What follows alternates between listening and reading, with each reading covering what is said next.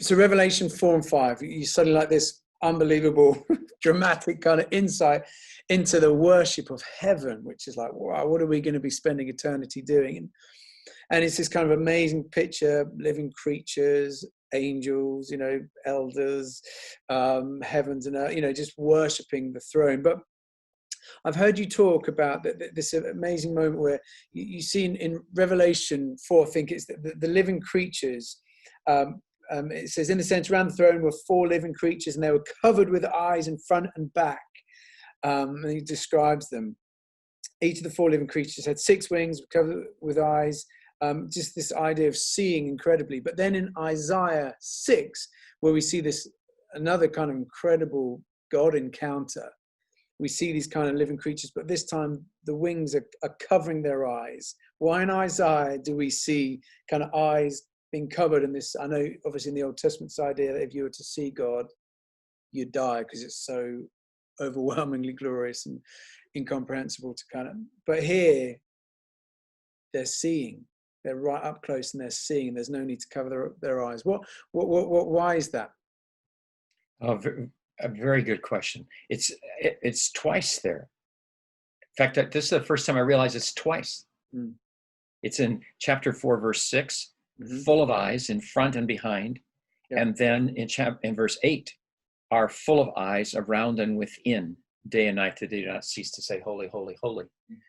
Well, my best take on that is that in Isaiah 6, Isaiah is, the creatures and Isaiah are overwhelmed by the holiness of God. Yes, because it's so beautiful and so awesome, but because of the awareness of their sin. Yeah. So that in Isaiah 6, the next scene is then the angels come with the coal, put it on his lips, and he's declared forgiven.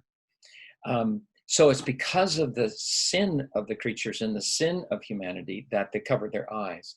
In Revelation 4, their eyes are open, which says to me, something must have happened about sin. Mm. So that sin is not the problem that it was before in having intimacy with God. Mm. And then we read chapter 5, and of course we discover it's because the Lamb was slain. The Lamb who takes away the sin of the world is slain. And because the Lamb now is in the picture, things change. In fact, I like to point out in chapter 5, verse 6, it's literally, I saw in the middle of the throne with the 4 living creatures and the elders, a lamb standing as the slain. So he's right in the middle of the one who's on the throne.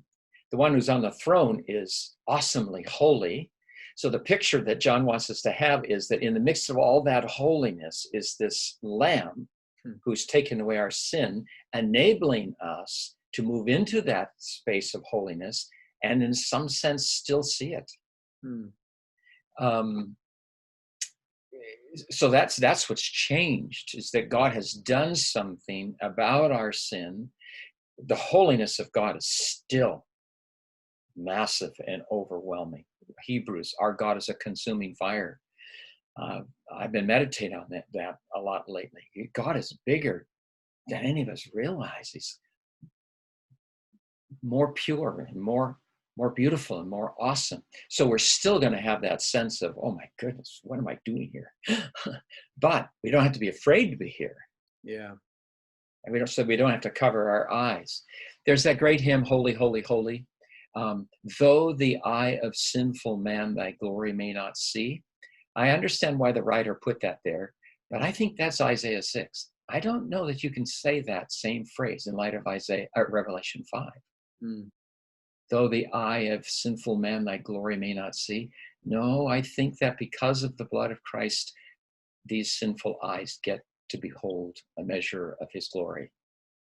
And I think that's what's going on then. All these creatures and then all these voices and every created thing in heaven and on earth is crying out, worthy is the Lamb.